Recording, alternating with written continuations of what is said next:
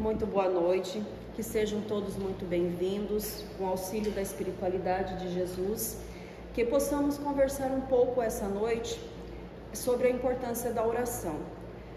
Como foi colocado a importância da irradiação, da gente se conectar, com Jesus, ela não deixa de ser uma oração profunda.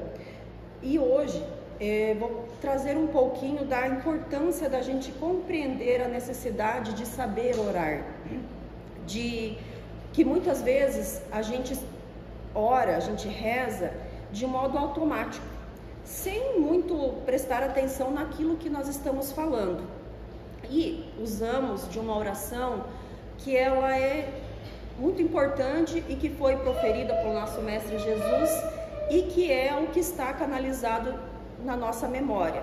Que oração seria essa? Essa oração, então, ela foi proferida pelo Mestre Jesus e é uma das orações mais pronunciadas no mundo. E falando de Jesus, vamos procurar nesse momento nos projetar há 2000 anos atrás.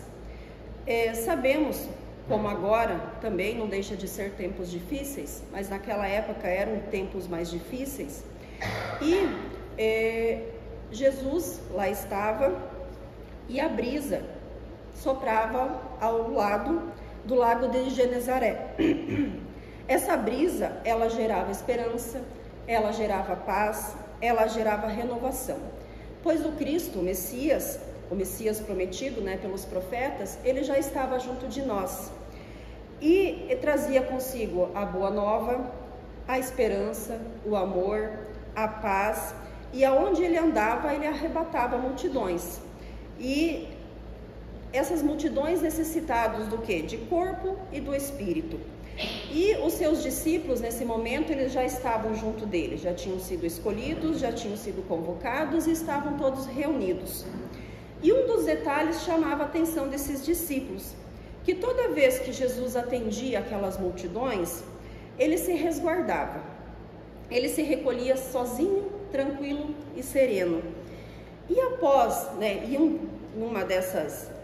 após ter atendido essas multidões, onde ele falava sobre a boa nova, onde ele trazia esperança e o amor de Deus para aquelas pessoas que estavam ali, ele foi tranquilizando essa multidão, eles foram se apaziguando, foram se dispersando, e quando os discípulos então perceberam que não era diferente do que os outros dias, que Jesus iria se recolher, eles perguntaram: Mestre, por que oras tanto? Aí Jesus respondeu: o homem necessita mais da oração do que o corpo necessita do pão.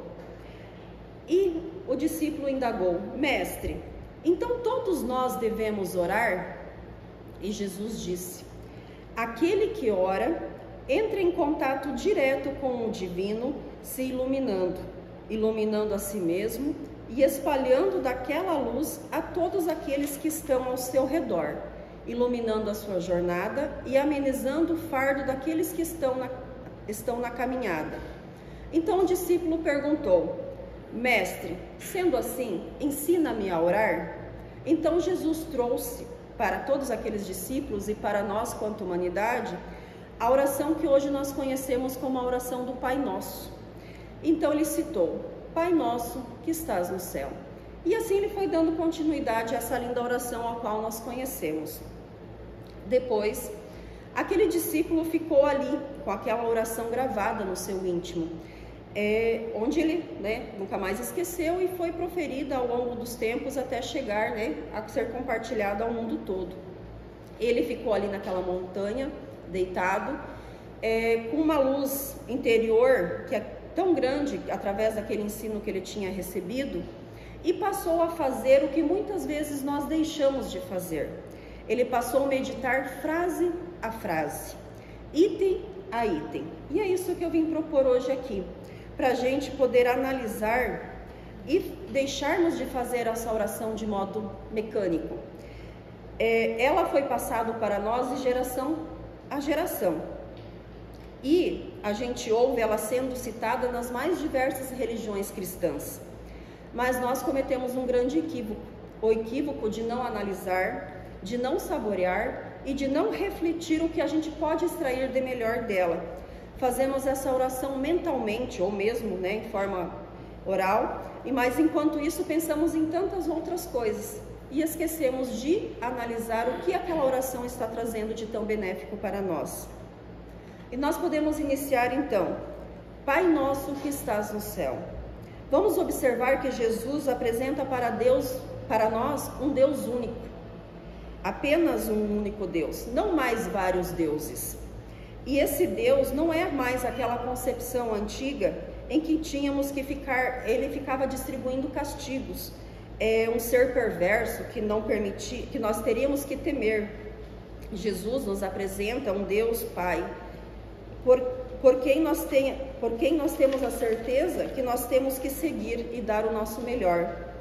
Nessa frase, Pai nosso que estás no céu, nós temos que esquecer a ideia de um Deus punitivo, de um Deus arbitrário, de um Deus vingativo, de um Deus perverso, porque isso nós somos nós enquanto humanidade, mas não Deus.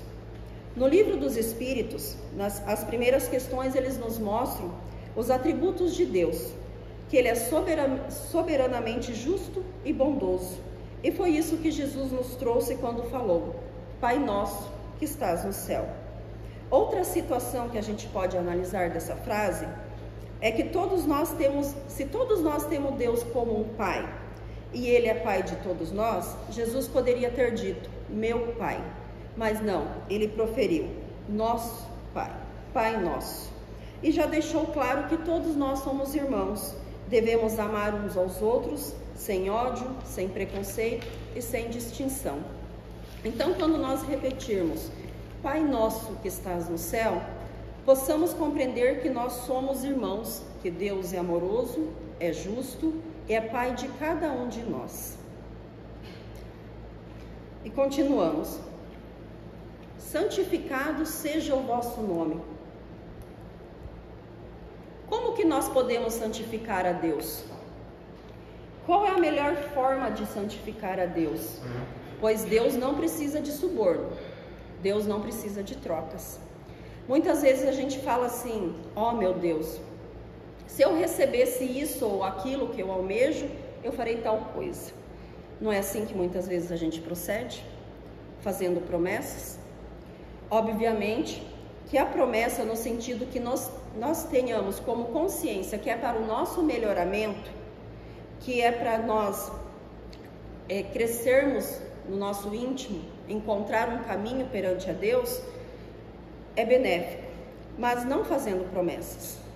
Nós não precisamos, será que nós precisamos santificar a Deus com promessas, com coisas materiais, ou até mesmo com os sacrifícios do corpo? Se Deus já é criador de tudo, se Deus já é dono de tudo, então Deus não precisa de trocas. A melhor maneira que nós encontramos de nós santificarmos a Deus é seguindo as suas leis. Quais seriam as suas leis, né? Sendo bondoso, sendo justo, como Deus é conosco. Que possamos santificá-lo no dia a dia. De que forma? Perdoando aquele amor necessitado, auxiliando aquele que tem menos conhecimento, que possamos repassar um pouco do conhecimento que nós temos e principalmente vivendo dentro das leis divinas, que são a lei do amor, da justiça e da caridade. Venha a nós o vosso reino. Que reino é esse? É algo distante? O que estaria nesse reino? Seria um céu somente ali para os escolhidos? Deus escolhe quem leva a esse reino? Ou nós que precisamos evoluir para encontrar esse reino? O reino está dentro de nós. Nós só precisamos buscá-lo. Venha a nós o vosso reino. Ou seja, nós entendemos e sabemos que necessitamos desse reino de Deus, o reino de amor e de bondade. E sabemos que precisamos de compromisso, para que o compromisso para que a gente possa encontrar esse reino de amor e de bondade. E principalmente de esforço. Quais são os esforços que nós fazemos para encontrar o reino de Deus? Pois não basta a gente ser um pouquinho melhor nessa existência. Nós precisamos procurar a evolução, pois o reino de Deus está aqui, nesse momento, no planeta Terra. Nós precisamos encontrá-lo. O planeta Terra, ele não é ruim, ele é mau fisicamente. Se hoje aqui a gente tem tanta maldade, não foi porque Deus fez o mundo assim. É pelo grau evolutivo da humanidade, é pelo nosso grau evolutivo, pelo grau evolutivo dos habitantes que aqui estão. Somos nós, quanto humanidade, que temos agido de forma egoísta, orgulhosa. Então, para que a própria Terra possa vir a ser um reino de Deus, como um verdadeiro reino de Deus, onde nós não teremos mais tragédias, guerras, brigas, nós precisamos primeiramente evoluir moralmente. Que possamos viver de forma fraterna, sabendo e reconhecendo do nosso esforço próprio e de cada um de nós. Seja feita a sua vontade, assim na terra como no céu. Como entender o desejo do Pai, se o próprio filho, em atitude de rebeldia, se recusa à convivência? Então, como que a gente vai entender as vontades de Deus se nós se recusamos à convivência com Ele? Quando nós afirmamos que nós queremos ter um contato direto com Deus, nós precisamos entender que é a vontade dEle que aqui vai prevalecer. Seja feita a sua vontade, assim na terra como no céu. A gente vê tanto no macro como no micro o equilíbrio perfeito das leis divinas. E são essas leis que regem o universo, que regem o planeta Terra, que regem o nosso corpo e nossas relações. Deus, Ele sabe o que é melhor para nós. Muitas vezes a gente faz essa parte da oração assim: seja feita a vontade, assim na terra como no céu. Mas acabamos no finalzinho fazendo um pedido particular. Então fazemos essa parte da oração onde cita: seja feita a sua vontade. Mas lá no nosso íntimo, no nosso desejo, desde que a sua vontade seja a mesma que a minha. Mas fazendo essa analogia de que a humanidade é filho e Deus é o Pai, nós na escala evolutiva ainda estamos lá nas primeiras escadinhas, nos primeiros degraus. Podemos dizer que nós somos espíritos infantis. Então nós temos muito ainda o que viver, o que experimentar, o que saber realmente o que é bom para nós. Então somente Deus sabe o que é melhor para nós. Então quando a gente orar, seja feita a sua vontade, que tenhamos fé, que compreendamos que se aquilo que nós desejamos naquele momento, se aquele objetivo, aquele propósito, aquela meta não aconteceu naquele momento, foi porque é melhor para nós. Tem algo ainda que nós não conseguimos compreender, mas lá na frente nós vamos encontrar as respostas necessárias, porque nós temos uma única grande certeza: tudo no tempo de Deus é benéfico. Então nessas 4 primeiras frases a gente conseguiu observar a grandeza divina, né? Nós podemos reconhecer o quanto grandioso é nosso Deus. Nas próximas, nós vamos analisar e reconhecer como nós somos frágeis. Como nós precisamos reconhecer isso para se conectar perante a Deus. O pão nosso de cada dia nos dai hoje. Ora, se nós somos espíritos da matéria, nós necessitamos do pão para o corpo. Porém, nós não devemos esquecer de alimentar o nosso espírito. Reconhecendo a nossa fragilidade quanto espírito, quanto criatura, jamais nós devemos deixar que os nossos desejos materiais ultrapassem os espirituais. Mas quantos de nós faz o contrário? Deixa os desejos materiais se sobressair aos espirituais. Não tem como a gente viver como espírito somente. Nós somos espírito. Porém, estamos em uma experiência na matéria.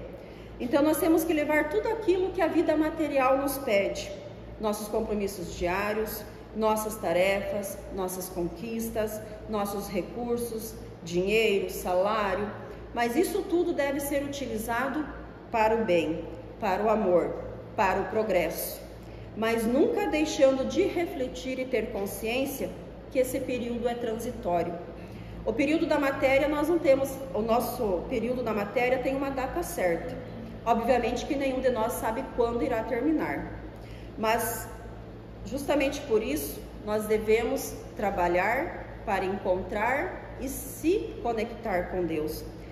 Então, essa consciência de trabalhar, de traçar planos e objetivos, ela tem que existir.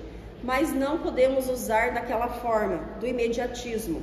Vou aproveitar a vida. De que forma seria se aproveitar a vida? Será só se insuflar do instinto primitivo? Das sensações da matéria? Da alimentação em excesso? Ou do sexo sem amor desvairado, por exemplo? Isso seria o aproveitar a vida? Ou seria a necessidade de viver dentro das leis divinas? O pão nosso de cada dia nos dai hoje. Faz com que a gente possa reconhecer as nossas necessidades e imperfeições, sem apego ao bem material. Perdoai as nossas dívidas, assim como nós perdoamos os nossos devedores.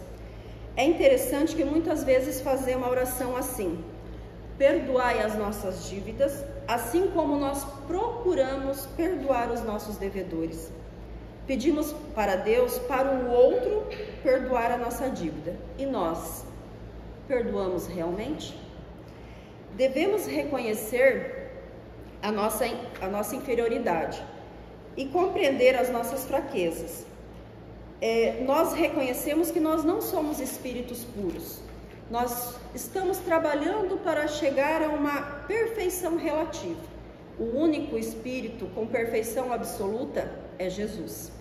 E para que nós possamos chegar a essa perfeição relativa, nós temos que entender que nós precisamos passar por muitas provas e expiações e por muitas reencarnações. E nós estamos vinculados ao planeta Terra. E o planeta Terra é um planeta de provas e expiações. Aqui já passou e temos junto de nós espíritos missionários que estão numa escala evolutiva maior do que a nossa. Lembrando que eles não são a perfeição absoluta, que o único é Jesus. Então eles estão com uma perfeição um pouco maior do que a nossa. E eles estão aqui para, através do amor e do seu exemplo, nos ensinar que é possível. É possível amar, perdoar, e nós precisamos nos inspirar neles para progredir.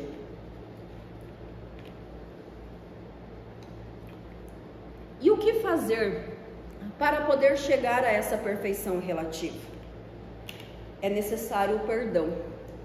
É necessário que nós possamos perdoar e pedir perdão, tanto para os aqui encarnados e para os desencarnados. Da mesma forma que erraram conosco, nós erramos com ele. E isso a gente compreende dentro da doutrina espírita, que é a lei.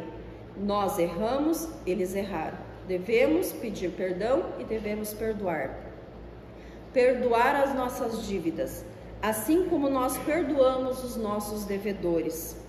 Compreendemos que estamos aqui nesse mundo e reconhecemos que somos espíritos que reencarnamos. E que no plano espiritual, nós ali, antes de retornar ao planeta Terra, nós traçamos junto lá com os nossos mentores qual seria a nossa tarefa aqui no plano reencarnatório. Qual a proposta que a gente fez para aqui estar novamente? Hoje aqui, nessa vida, depois de tantas dificuldades, provas, desafios, com uma bagagem de dívidas a pagar, será que nós estamos conseguindo realizar, cumprir com tudo aquilo que nós programamos antes de reencarnar? Ou a gente está aumentando a nossa bagagem? O que nós iremos levar para o nosso próximo plano reencarnatório? Será que nós estamos refletindo verdadeiramente a questão do perdão? Tem alguém que precisamos perdoar? Tem alguém ao qual nós devemos pedir perdão? Será que é possível chegar a essa pessoa e reconhecer o nosso erro? Sem egoísmo, sem fraquezas? Vamos usar como exemplo Santo Agostinho. Santo Agostinho, todas as noites antes de dormir, ele reprisava tudo o que aconteceu durante o seu dia. Se ele viu que ele fez coisas boas, se avançou em algo, se ele firmou no compromisso com ele mesmo, ele agradecia, orava e pedia para procurar continuar sempre nesse caminho.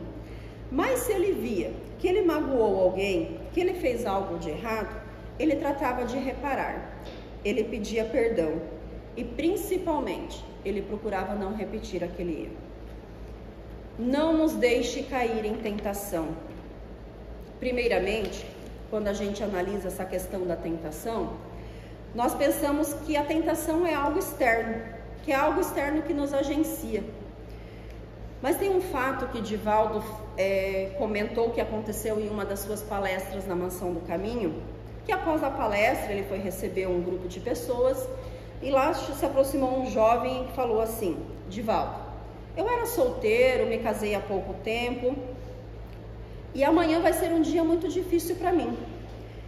Eu vou ter uma prova muito difícil e eu gostaria que você orasse para mim.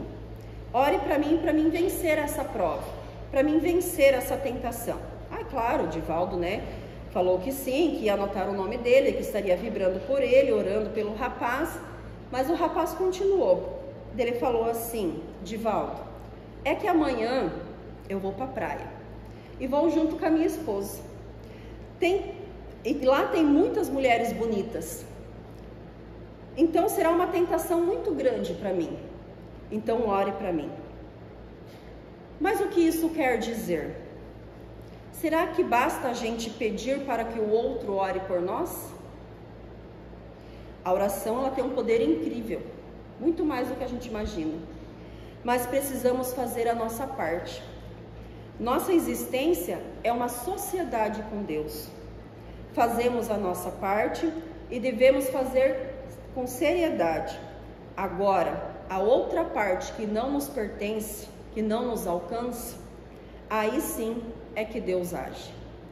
Então que possamos ter a certeza que precisamos melhorar principalmente o nosso íntimo, a nossa moral, pois a tentação externa já é algo que está dentro de nós. Não é algo que está aqui ou ali, ela está dentro de nós. Na questão 919 do Livro dos Espíritos diz: conhece-te a ti mesmo. E muitas vezes nós desperdiçamos essa encarnação analisando o outro, analisando o comportamento do outro, julgando a tarefa do outro. Esquecemos de analisar a nós mesmos, de conhecermos a nós mesmos. Temos dificuldade de reconhecer as nossas tentações, os nossos desafios. Se temos sido uma pessoa boa, ou reconhece-te a ti mesmo, não é só para o negativo. Muitas vezes nós não reconhecemos o nosso verdadeiro valor. Temos que nos reconhecer e nos conhecer a ponto de saber nossas qualidades e fragilidades. A partir do momento em que nós reconhecemos as nossas fragilidades, nós vamos evitar locais e situações em que seremos expostos às tentações, pois a oração não nos deixe cair em tentação, deixa claro que essa tentação é nossa, está no nosso íntimo. Deus não vai tirar da nossa frente tudo aquilo que é motivo de queda, mas se nós buscarmos nos conectar, nos mergulhar com o íntimo e com Deus, pedindo a Deus e aos benfeitores de forma bastante consciente, eles vão iluminar a nossa jornada. Eles não vão retirar aquilo que está no caminho, mas eles vão iluminar para o melhor caminho. O Pai Nosso, no final da oração tem: nos livre de todo o mal. Aqui nós reconhecemos que temos o desejo íntimo de mudar, de acertar. Nos livre do mal. Compreendemos aqui que não queremos mais ter o compromisso com o mal, com o erro. No Evangelho de Mateus diz: ajuda-te, que o céu te ajudará. Temos que fazer a nossa parte para que Deus nos auxilie, para que os benfeitores consigam chegar até nós, para que eles nos auxiliem. Muitas vezes esse nos livre do mal não é o mal externo, é o mal que está ali, gravado em seu coração, no seu íntimo, podendo ser a ignorância, a intolerância, o egoísmo, a inveja. Compreendemos que o mal é a ausência do bem, as trevas a ausência da luz. Mas quando oramos, nos livre do mal, que possamos reconhecer as nossas feridas internas, nossas ignorâncias, nossas batalhas e nossas limitações. André Luiz diz: o único mal que nós temos que temer é o mal que ainda habita em nós. Joana de Ângeles diz: o mal que me fazem não me faz mal. O mal que me fez mal é o mal que eu faço para o outro, porque me torna um ser mau. Que possamos refletir um pouco com essas palavras, que possamos orar com o nosso íntimo. Como diz no Evangelho de Mateus: mas tu, quando orares, entra no seu aposento, e fechando a tua porta, ora a teu Pai, que está em oculto. E teu Pai que vê em oculto, te recompensará publicamente. Necessitamos orar com fé, com sentimento, com palavras sinceras e principalmente com o nosso íntimo, com o coração, escutar as palavras a qual nós pronunciamos.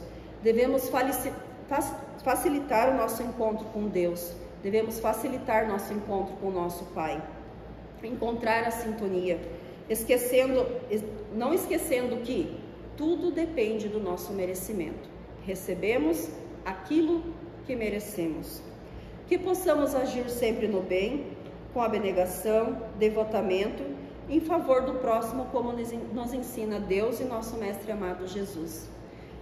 Que todos fiquem bem e com amor e a paz de Jesus.